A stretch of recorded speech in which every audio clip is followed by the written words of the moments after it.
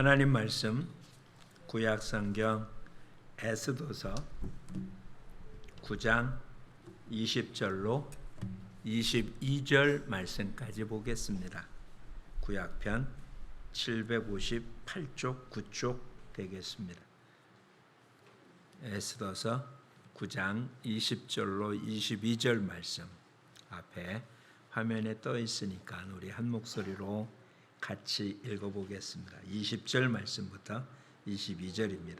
모르드게가 이 일을 기록하고 아하수르 왕의 각 지방에 있는 모든 유다인에게 원건을 막론하고 글을 보내어 이르기를 한 규례를 세워 해마다 아달월 14일과 15일을 지키라.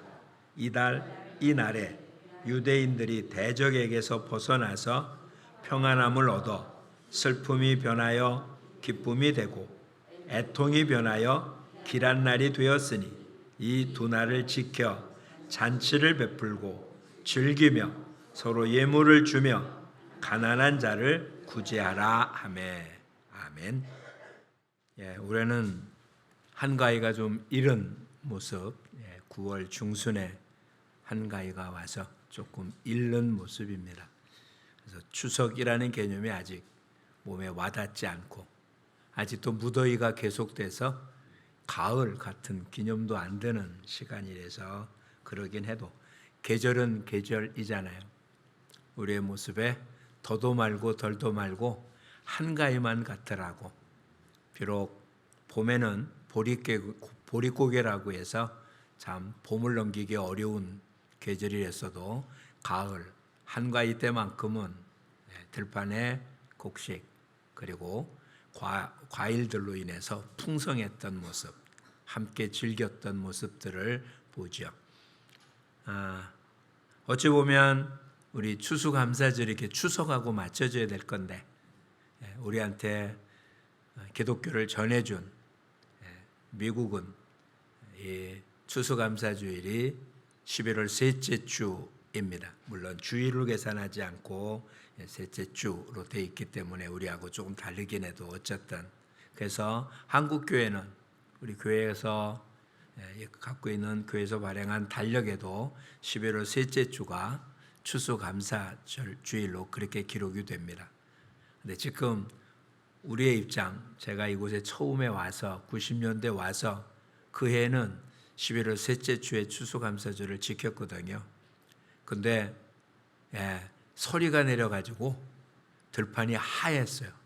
도대체 추수가 아니라 겨울 같은 느낌이 들어서 그 다음에부터는 조금 땡겨서 11월 첫째 주에 드리기 시작을 해서 지금까지 항상 11월 첫째 주를 추수감사절을 지키고 왔습니다. 올해는 추수감사절과 구원대의 축제를 같이 하려고 하기 때문에 절기에 대한 모습을 11월 첫째 주에 연결하기는 어렵기에 오늘 추석을 앞두고 절기를 지키는 모습이 어떤 건지를 한번 살펴보려고 합니다. 이스라엘은 하나님께서 율법에 정해준 절기가 세 개가 있습니다. 유월절이 있죠. 가장 중요합니다. 애굽에서 건짐받은, 우리로 얘기하면 해방기념일과 같은 그런 절기죠. 8월 15일 같은 개념입니다. 물론 단순히 애굽에서 건졌다는 얘기가 아니라 구원의 개념으로 유월절, 예수님 자체가 유월절 어린 양이라고 소개되어지는 유월절은 하루입니다. 그런데 유월절이 연결되어 있는 한 주간을 무교절이라고 해서 일주일 동안 지킵니다. 이스라엘 백성들은 절기를 한 주간 지켜요. 한 주간. 한 주간 지킨다는 건 일주일을 지키는 게 아니고요. 여들을 지키는 거예요. 시작하는 날 안식일, 끝나는 날 안식일. 그래서 한 주간을 지킵니다. 그리고는 50일이 지나면 오순절 지키는 거죠. 오순절. 그 오순절이 지난 다음에 마지막 모든 걸 추수를 거둔 뒤에 드리는 초막절을 지키게 됩니다. 초막절은 수장절이라고 붙여서 모든 곡식을 저장하는, 우리로 얘기하면 진정 추수감사절 모습이 되어지죠. 그들은 우리가 생각하는 맥주절이라고 하는 얘기가 우리한텐 가을에 거두는 거지만 그들은 봄, 여름 사이에 보리나 밀을 거두기 때문에 그 절기가 아주 크죠.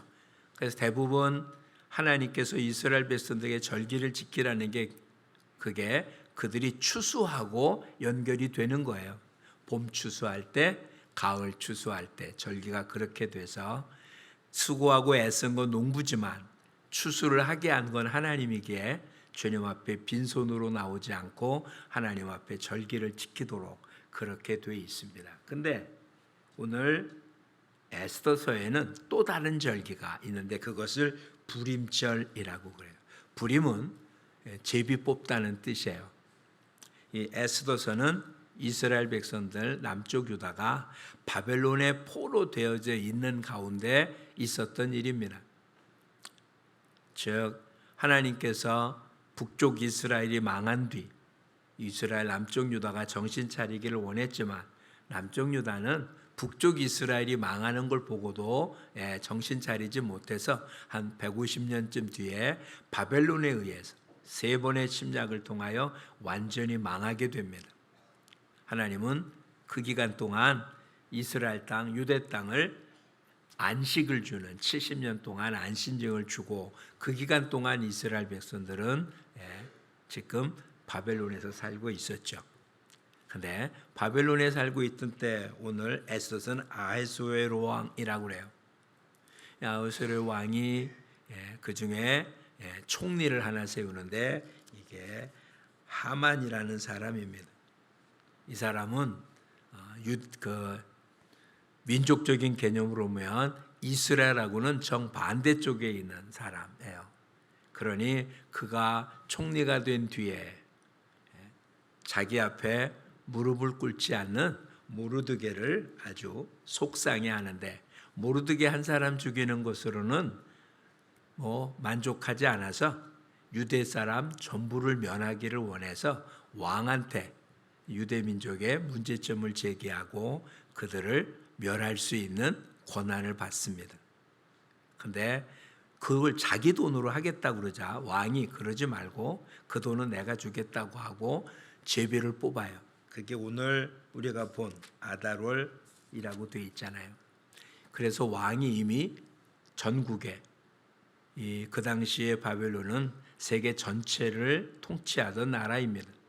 그가 모든 그러니까 한쪽 끝은 인도까지 해당되는 나라거든요.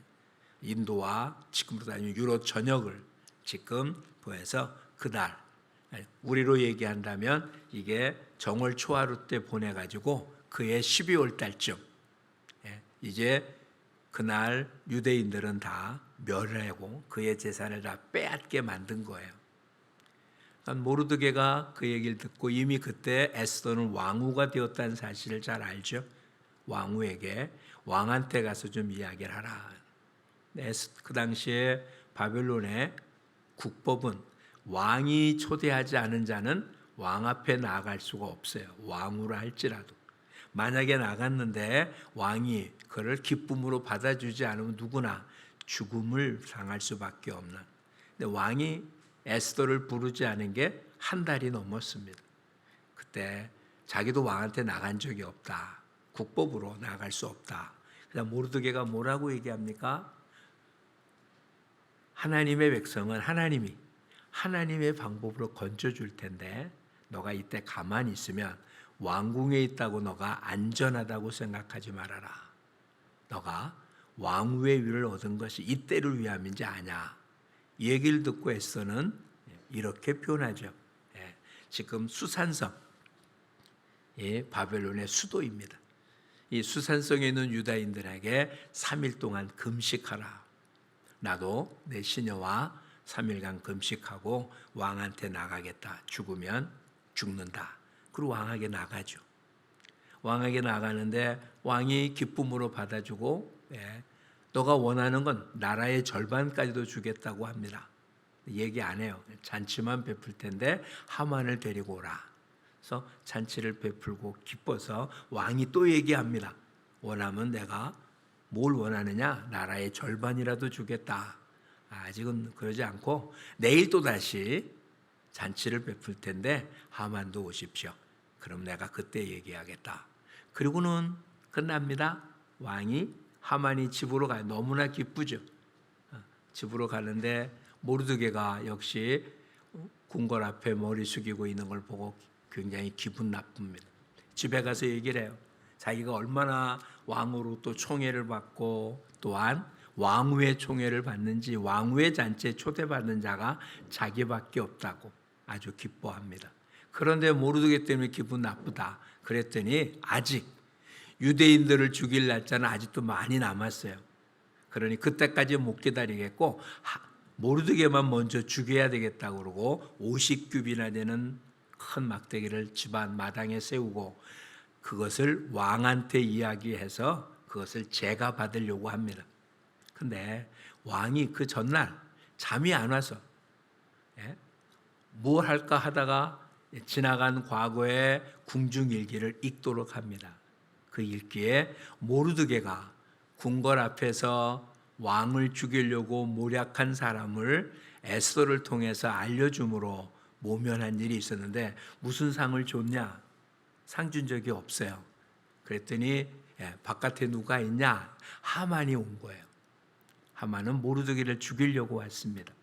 근데 하만이 있다는 얘기를 듣고 부르자 하만에게 이렇게 말합니다. 내가 존귀하게 여기고 싶은 사람이 있는데 어떻게 하면 좋냐? 그랬더니 하만은 왕이 존귀하고 높여줄 사람은 자기밖에 없다고 생각을 해서 자기가 할 수 있는 최고의 말을 합니다. 왕이 타는 말에 왕이 입는 옷을 입혀서 이 땅에 가장 높은 자, 왕 말고 가장 높은 자가 그를 마부가 되어서 성을 돌면서 왕이 존귀해지기 원하는 사람은 이렇게 대한다 라고 얘기하십시오 라고 했더니 그래 그럼 너 얼른 빨랑 가서 모르드게에게 그렇게 하라 라고 이야기합니다.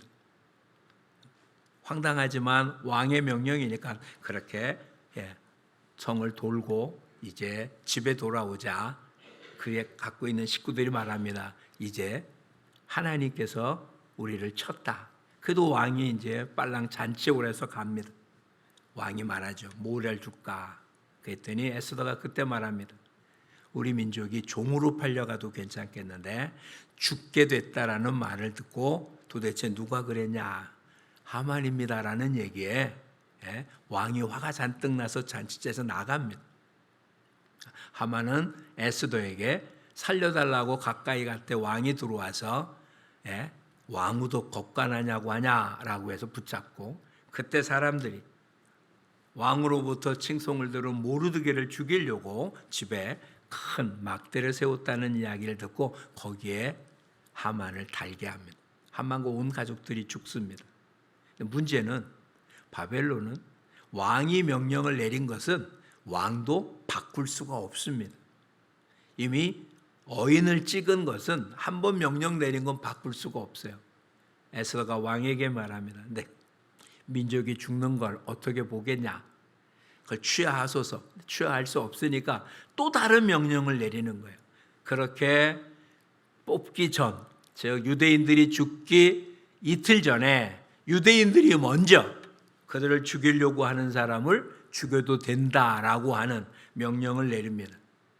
그래서 그렇게 한 일이 지금 저녁에 일어났고 지금 수없이 많은 사람들이 죽습니다. 그러자 왕이 에스더에게 돼요. 자, 이제 됐냐? 그랬더니 수산성만 하루만 더 해달라. 수산성은 그 다음 날도 같은 일을 합니다. 그래서 제비 뽑았다라고 해서 불임절이라고 이름을 붙이고 오늘 본문에 이날을 계속해서 유대인들은 기념하라고 합니다. 불임절날 유대인들은 사람의 귀처럼 만들어진 빵을 먹습니다. 그게 하만의 귀라고 그래요. 지난번 성지순례 갔을 때 그때가 불임절이 있는 데 갔었거든요. 그랬더니 선교사님 거기 와 있는 한인 선교사님 그 사모님이 우리 선교회 갔던 사람한테 선물이라고 줬어요. 뭐 빵이라고 하지만 기름에 튀긴 건데 그걸 하만의 귀 씹어 먹는 날이에요. 그것이 불임절입니다. 그러니까 죽을 수밖에 없는 데서 났기 때문에 오늘 본문에 뭐라고 기록되고 있습니까? 20절에 이날에 유대인이 대적에게서 벗어나서 평안을 얻고 슬픔이 변하여 기쁨이 되고 애통이 변하여 길한 날이 되었다. 이게 절기인 거예요. 오늘 저와 여러분에게 주어진 날, 특별히 오늘 예배를 드리는 주일은 예수 그리스도께서 죽음에서 부활한 날을 기념하는 날이잖아요. 부활함으로 우리의 모든 죄악에서 해결되고 하나님의 자녀를 이어받는, 그래서 우리가 모여 예배를 드린 날이니까 이 날이 얼마나 귀한 날입니까?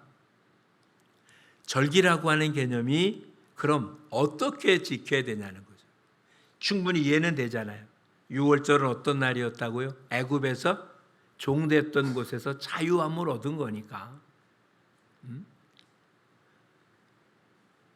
청교도들이 미국에 가서 첫 번째 드렸던 추수감사죠.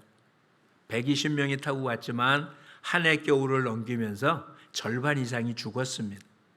인디언들의 도움을 통해서 농사를 짓고 걷어진 그곳으로 첫 번째 예배 드린 날이 11월 셋째 주인 거예요. 그래서 그 날을 추수감사절로 지켰어요. 그냥 기쁨이라는 자체가 아니에요. 정말 죽을 수밖에 없는 자리에서 살아남은 거잖아요. 특별히 미국에 오게 된 이유가 영국에서 신앙의 자유를 얻기 위해서 도망 나온 사람들이거든요.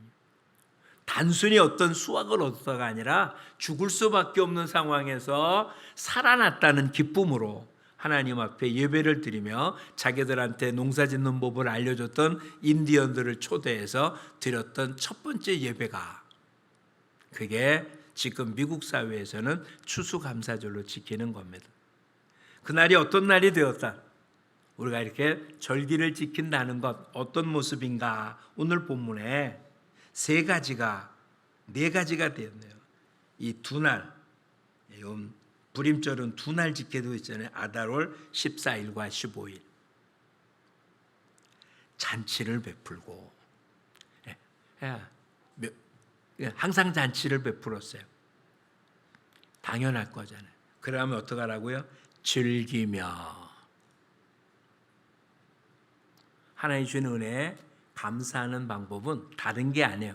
주신 것을 즐기면 되는 거예요. 그런데 한국 기독교는 즐기는 걸 잃어버렸어요. 목사님들의 모임에 가면 거의 다 검정 옷을 입고서 장례식 같아. 요즘은 많이 자유스러워서 아예 가운을 안 입는 것은 많지만 가운 정도가 아니에요. 아예 양복을 안 입고 강단에 쓰시는 목사님들도 꽤 많아졌어요. 자유스러워졌죠. 너무 그렇게 하나님 앞에 드리는 것이 경건하긴 하지만 경건이라는 게 우리의 삶 자체가 없어지는 그렇게 경직된 모습이 아니잖아요. 하나님 우리한테 구원을 주신 오늘이 부활을 기념하는 날로 모이는 거라면 부활이 얼마나 복된 날이에요. 죽었다 살아난 게 부활이 아니에요. 전혀 새로운 생명체가 된 거예요. 다시는 죽지 않는 영원한 세계에 들어가는 부활체의 몸이 되죠. 예수님께서 시공간에 제약을 안 받았잖아요. 문 열고 집안에 들어가지 않았어요. 문으로 나가지 않았어요. 그냥 사람들이 문 닫고 있는 곳에 예수님 나와서 얘기하다 얘기 다 끝나고 그냥 사라져 버렸어요. 시공간에 초월하는 전혀 새로운 생명체와 부활입니다. 그럼 오늘 예수님이 부활한 것처럼 우리도 이렇게 부활할 거라는 것을 믿음으로 받아들이는 날인데, 이 날이 기쁘고 즐겁지 않으면 말이 안 되잖아요. 아직은 육신 가운데 있지만 그런 부활의 모습이 부활의 첫 열매인 예수님처럼 우리도 그렇게 부활될 거라는 사실을 인식하면 이 날이 얼마나 기쁘고 즐거운 날입니까? 지난 한 주간 동안의 생활에 찌들고 힘들고 어려워서 육신은 피곤하고 아프고 괴롭고 내일 일이 걱정되고 그럴 수는 있지만 이 모든 것보다 부활이라고 하는 기념 모습이 이 모든 것을 이기고도 남지 않겠어요? 사도 바울은 뭐라고 말합니까? 지금 받는 고난, 장차 받을 영광에 비하면 비교할 바가 못 된다고요. 앞으로 받을 영광이 큰데 지금 받는 어려움, 이건 말도 안 된다고요. 오늘 하나님 앞에 절기를 지킨 우리 모두는 기쁨으로 즐겨야 된다는 사실을 잊으면 안 됩니다. 네, 즐기는 사람들 찬송을 부르는데 그게 즐기는 모습일까요? 한국 사람은 흥 있는 사람이잖아요.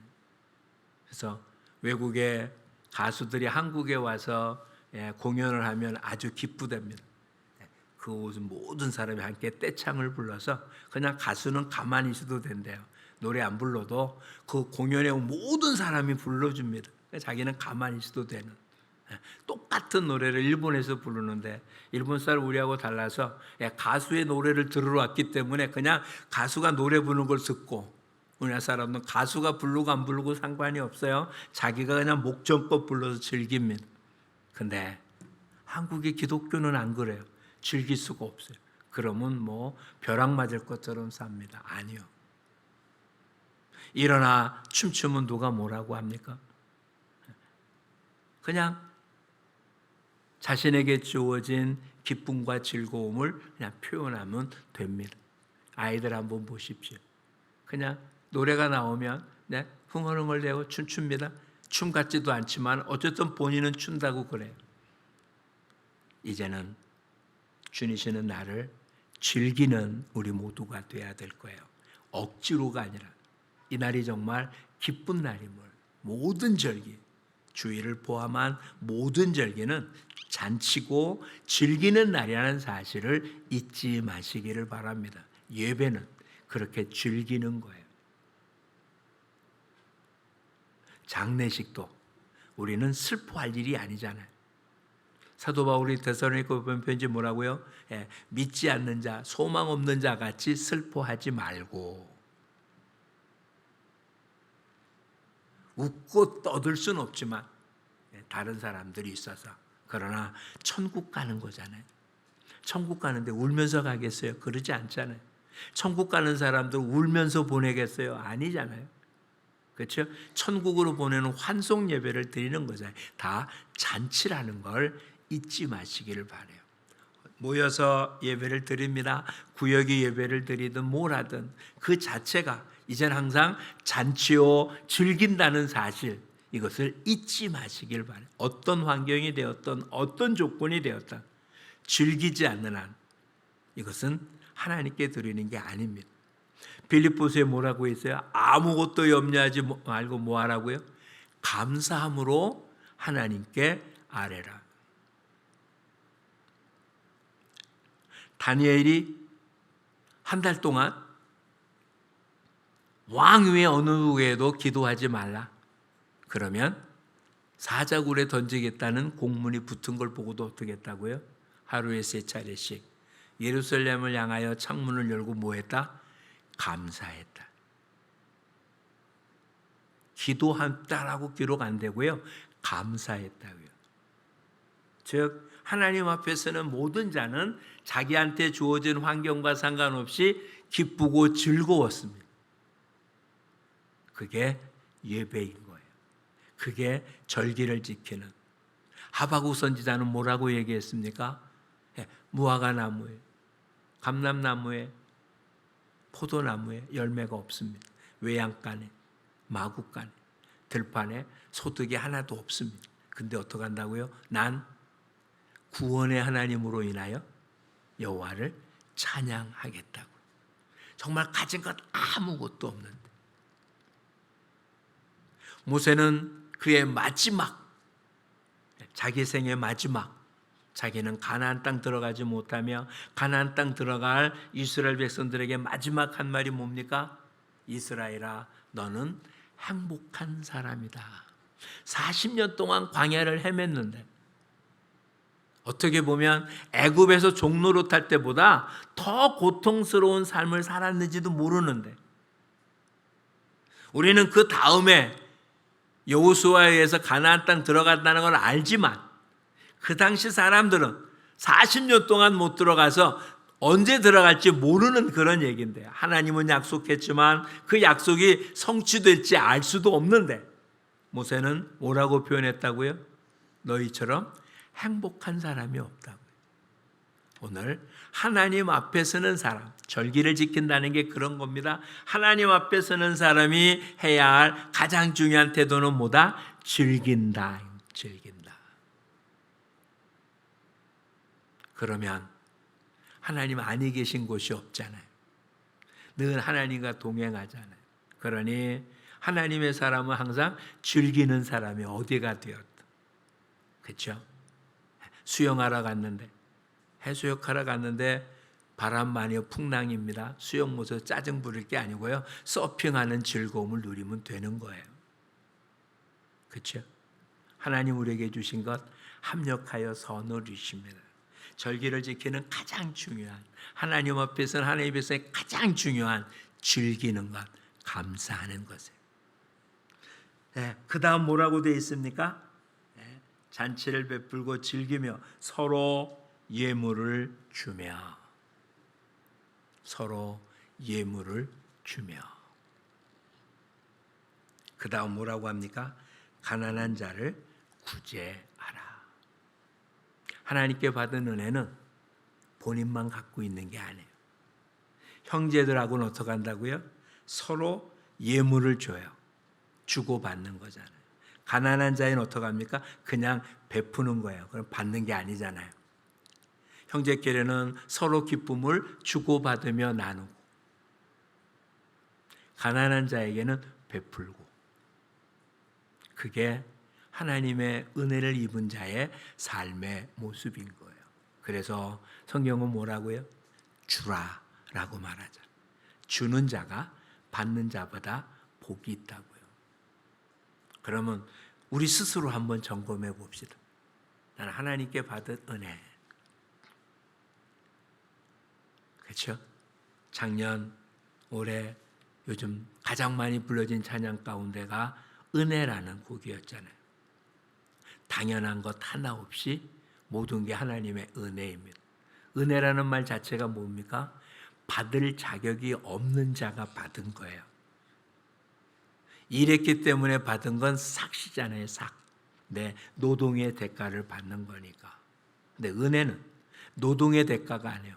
그냥 받을 자격이 없는데 주어진 걸 받은 거예요. 그게 은혜잖아요. 우리 모두는 은혜를 입었잖아요. 절기가 이스라엘 백성이 만든 게 아니라 하나님이 그렇게 해주신 거거든요. 그렇죠? 하나님이 그렇게 해주신 거예요. 그러니 그것을 받는 우리들은 어떻게 한다? 우선 즐긴다. 그럼 어떻게 합니까? 그것을 나눈다. 절기를 지키는 방법은 하나님 앞에서 즐기고 뭐 한다고요? 나눈다. 나누지 못한다는 걸 뭐 한다는 얘기가 됩니까? 받은 게 없다는 얘기가 되는 거예요. 어찌 보면 우리는 물질은 없을 수 있죠. 시간도 없을 수 있고요. 재능도 없을 수 있어요. 그런데 우리에게 있는 거 있잖아요. 성전 미문 앞에 앉아있는 구걸하는 자를 향하여 베드로 뭐라고 합니까? 은과 금은 내게 없거니와. 그가 구하는 것을 줄 수는 없어요. 나에게도 없으니까. 그런데 내게 있는 것으로 내게 주노니, 우리는 하나님께 받은 은혜가 있어요. 그것은 나사렛 예수 그리스도라는 이름입니다. 하늘과 땅의 모든 권세를 가지신 예수 그리스도입니다. 그 이름으로 구하면 무엇이든지 얻을 수 있는 특권을 주었습니다. 그 이름으로 못하는 일이 없습니다. 죽은 자가 살아납니다. 귀신이 쫓겨갑니다. 병든 자가 나음을 입습니다. 하나님의 임재를 경험할 수 있습니다. 믿는 자에게는 이런 표적이 따를 거라고 주님 분명 말씀했습니다. 누구에게 나타난다고요? 나누는 자에게. 나누는 자에게. 나누는 자에게. 절기는 우리만 지키라고 준 게 아니라 그것을 누린 자가 다른 모든 사람들과 함께 누리라고 한 것입니다. 우리도 잔치 문화잖아요. 잔치날은 누구나 와서 다 즐기도록 했어요. 근데 요즘은 그렇게 하기 어렵더라고요. 결혼식장 음식값이 장난이 아니라서 요즘은 결혼식장에 안 가는 게 도와주는 것 같아요. 부부가 하면 뭐 웬만큼 주면 안 되겠더라. 예년에는 안 그랬잖아요. 왜 잔치국수입니까? 잔칫날 먹어서 잔치국수잖아요. 지나가는 행인이든 누구든 전혀 모든 사람이 다 즐길 수 있었어요. 모든 누구나 잔치집에 가면 거절하는 사람이 없었습니다. 근데 지금은 그럴 수 없어요. 정해진 사람밖에 못 와요. 자, 하나님의 교회는 뭐 하는 곳입니까? 잔치집이에요. 모였으면 잔치하는 곳이에요. 주님이 베풀어진 은혜 때문에 기뻐해요. 이 기쁨은 어떻게 한다고요? 나누어 줘야 되는 거예요. 나누어 주지 않으면 잔치다운 잔치가 아닌 거예요. 지금 시대가 어땠든 따지지 말자고요. 왜? 주님 우리에게 이 세대를 본받지 말라고 했으니까. 주님의 세대, 말씀의 세대는 그러지 않았어요. 누구에게나 베풀고 나누어서 하나님의 사랑을 모두가 누리기를 원했어요. 누구 하나 소외되는 자가 없기를. 그래서 율법에도 추수하고 난 다음에 어떻게 한다고요? 되돌아보지 말라고요. 과일을 딴 다음에 다시 돌아보지 말라고요. 땅에 떨어진 건 줍지 말라고요. 과부와 나그네와 고아를 위해서 놔두라고요. 이게 지금의 얘기가 아니에요. BC 1500년에 기록된 모세의 글에 기록되어 있는 사회복지제도예요. 지금도 지키기 어려운 이야기를 하나님은 소외된 자까지도 다 관심을 기울이게 했어요. 11조도 종류가 많았어요. 3년마다 한 번씩 11조는 마을에 쌓아놓고 가난한 자, 나그네, 고아들에게 필요한 것을 공급해주는 구제헌금이었어요. 이건 율법에 기록되어 있기 때문에 유대인들은 원하든 원치 않든 지켜야만 되는 것이었거든요. 그런데 그보다 더 큰 법이 있어요. 그게 사랑이라는 법이에요. 사랑하면 이웃에 대한 모든 율법을 지킨 거다라고 주님 말씀하셨거든요. 그러니 오늘 절기를 지키는 가장 좋은 것은 뭐다? 사랑하는 거예요. 하나님 우리를 사랑한 것처럼 하나님을 사랑합니다. 찬양하고 경배하는 거죠. 하나님 우리를 조건 없이 사랑하신 것처럼 우리 또한 우리 이웃들을 조건 없이 사랑합니다. 평상시에는 그렇게 못했다 할지라도 절기 때만이라도 그 사랑을 베푸는 거예요. 다음 주에 여러분들에게는 감사일기라고 하는 걸 논하드리려고 그래요.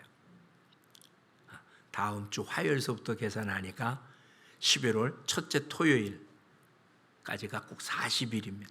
40일 동안 매일 하루에 10가지씩 감사의 내용을 기록하는 거예요. 그러면 400가지가 원래는 100일 동안 해서 1000가지 감사 제목을 해서 1000번제를 드려야 되는데 그러려면 너무 시간이 많이 걸려서 40일만 하기로 했어요. 그러니 이번 추수감사 주일날은 그 어떤 것보다 여러분이 매일매일 하여튼 머리를 짜내서 내가 하나님 앞에 감사할 게 무엇인지를 10개씩 기록하는 거예요. 그 400가지를 주님 앞에 드리겠습니다. 또 한 가지는 하나님이 가장 기뻐하는 잃어버린 영혼을 주님 앞에로 인도하고 데려오는 그런 열매로 이번 감사절을 지킬까 합니다. 받은 바 은혜가 크기. 저와 여러분이 예수님을 믿은 것도 누군가에 의해서 예수 그리스도를 소개받은 거예요. 그렇죠? 안드레에 의해서 베드로에게 복음이 전해진 것처럼 빌립에 의해서 나타나엘에게 복음이 전해진 것처럼 그런 식으로 누군가에 의해서 전해져서 저와 여러분에게 복음이 전해졌다면 우리 또한 나한테서 복음의 축복의 통로가 멈춰지는 게 아니라 나로 인하여 또 다른 이들에게 복음이 전해져서 이 줄기가 끊어지지 않도록 이어져야 되잖아요. 오늘 본문을 보십시오. 이 부림절을 이야기하면서 뭐라고 얘기합니까? 28절 말씀을 보겠습니다. 27절부터 28절까지 보겠습니다. 뜻을 정하고 자기들과 자손과 자기들과 화합한 자들이 해마다 그 기록하고 정해놓은 때 이 두 날을 이어서 지켜 패하지 아니하기로 작정하고 각 지방, 각 읍, 각 집에서 대대로 이 두 날을 기념하여 지키되 이 부리미를 유다인 중에서 패하지 않게 하고 그들의 후손들이 계속해서 기념하게 하였더라. 그래서 지금도 유대인들은 부림절을 지킵니다. 그런 날이 있었다가 아니라 지금도 어떻게 한다고요? 모여서 잔치하고 즐거워하고 그리고 서로 형제끼리 나누고 가난한 자에게 구제하고 이걸 대대로 지키기로 해서 이때가 BC 400년 전, BC 500년이거든요. 이것이 있은 뒤 2500년이 지난 지금도 유대인들은 불임절을 같은 방법으로 지킵니다. 아까 나눈다고요? 뭘 나눈다고요? 하다못해 하만의 귀를 떡을 빵을 만들어서 서로 이웃들과 나눠 먹는다고요. 오늘 저와 여러분 뭘 나눠주겠습니까? 예수 그리스도를 나눠주자고요. 믿는 형제끼리는 기쁨을 나누고 믿지 않는 자들에게는 복음을 나누어 주어서 우리 지난번에 여러분 선물을 조그맣게 나눠줬잖아요. 복음은 안 들어도 선물을 안 받는 사람은 없잖아요. 그렇죠? 그 선물과 함께 복음을 나눠줌으로 진정한 절기를 지키는 저와 여러분, 이것이 대대로 언제까지? 주님이 오실 때까지 이와 같은 절기를 지키는 자들로 인하여 이 땅에 하나님의 사랑이 넓게 퍼지는 복됨이 있도록 우리 모두 힘쓰는 삶이 되기를 축복합니다. 이 두 날을 어떻게 하라고요? 잔치를 베풀고 즐기며 서로 예물을 주며 가난한 자를 구제하라. 이렇게 행하는 우리 모두가 되기를 축복합니다. 점점 없어진 게 있어요. 하다못해 성탄절에도 카드를 주고받는 것도 없어졌죠. 그렇죠? 이제 그런 게 가치 없는 것처럼 여겨졌어요.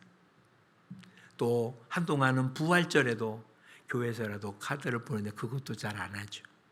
이제 우리는 계속 뭔가 서로 사랑의 선물을 주고받는, 그래서 하나님의 은혜를 늘 기억하는, 이렇게 받은 믿지 않는 자들에게는 어떻게 한다고요? 복음을 전해주는, 예수가 그리스도라는 사실을 들을 수 있는, 그래서 구제를, 물질의 구제가 아닌 영의 구제를 감당해서 하나님을 기쁘시게 하는 절기를 지키는 우리 모두가 되기를 축복합니다. 기도하겠습니다. 고맙습니다, 주님. 억만 죄악 가운데 영원히 멸망당할 수밖에 없는데 예수 그리스도 인하여 구원을 얻고 하나님을 아빠라고 부를 수 있는 특권을 누리며 하늘을 상속받는 상속자로 살아갈 수 있는 특권을 허락하심을 감사드립니다. 이런 날을 기념하여 드려지는 주일, 또한 여러 절기들, 이것이 얼마나 기쁜 축제일인지 날마다 축제가 되게 하시고 은혜를 생각할 때마다 감사가 넘치게 하시고 이 기쁨을 형제들과 나누며 아직도 이 기쁨을 모르는 이들에게 주님 복음을 선물함으로 함께 기쁨에 동참하는 놀라운 역사가 일어나 주님을 기쁘시게 해드려야 되겠사오며 이제는 절기를 온전히 지켜 대대로 하나님의 뜻을 이어가는 우리 모두가 되게 하여 주옵소서. 예수님 이름으로 기도합니다. 아멘.